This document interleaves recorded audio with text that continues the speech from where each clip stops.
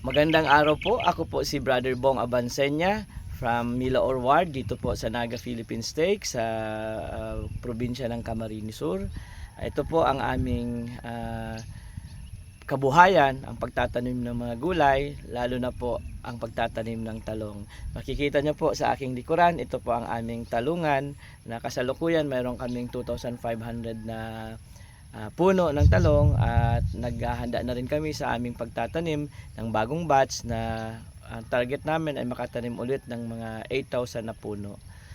Ito po ang aming pinagkukunan ng aming pang-araw-araw na pangangailangan at medyo maganda rin naman at nakakapagbigay din ng aming kailangan sa pang-araw-araw and nasusustain din ang aming kabuhayan. So, let me share po sa inyo ang mga activity kung paano namin ginagawa na maging productive at maging sustainable ang pagtatanim ng talong.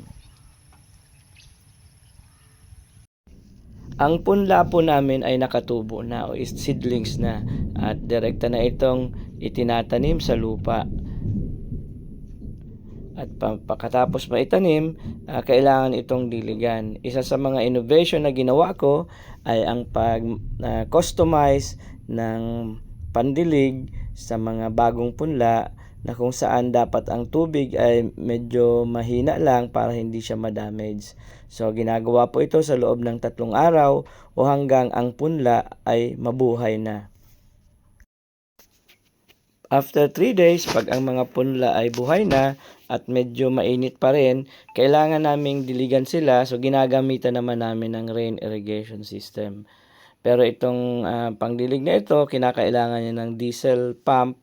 Kaya medyo mayroon din siyang kaunting puhunan o konsumo. Isa pa sa challenging task sa pag-aalaga ng talong ay ang pag-i-spray. Dahil malawak at marami ang aming talong na isprehan, naisipan kong gumawa ng customized na sprayer na nakasakay pa rin sa traktora at ginagamitan ng power spray. Sa paraang ito, sa loob lamang ng 1 oras, natatapos na namin yung spray at hindi kailangan ng maraming manpower. So ako lang mismo ang nag-i-spray ng aming mga talong.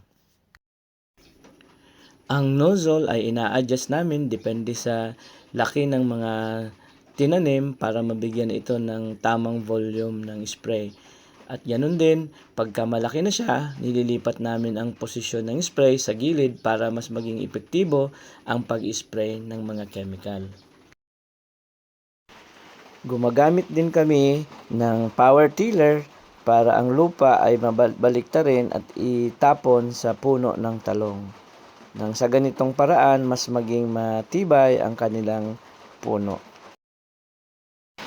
At upang mapanatili naman ang kalinisan sa mga pagitan ng mga linya ng talong, gumagamit din kami ng mulcher. Ito ay isang machine na kung saan pinipino niya ang mga damo at ito ay nagsisilbi na ring pataba sa lupa sa tabi ng mga talong. Siyempre, involved ang buo naming pamilya sa mga gawain sa farm, lalo na pag wala pang masyadong harvest. Pag kaunti pa lang ang aming harvest, ang mga anak namin ay tumutulong din sa pagkuha ng mga first fruit na lumalabas sa aming mga talong. Dahil madali lang ang pag-harvest sa tulong ng mga innovative tools na ginawa ko, dinagdag ko sa aming traktora, madali lang ang pag-harvest ng talong at ang paghakot nito sa aming sorting area.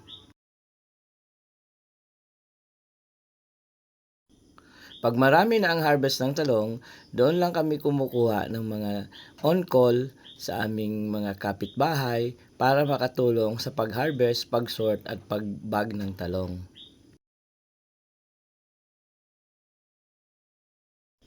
At pag marami na talaga ang bunga, eto na ang aming paraan kung paano namin hinahakot ang talong.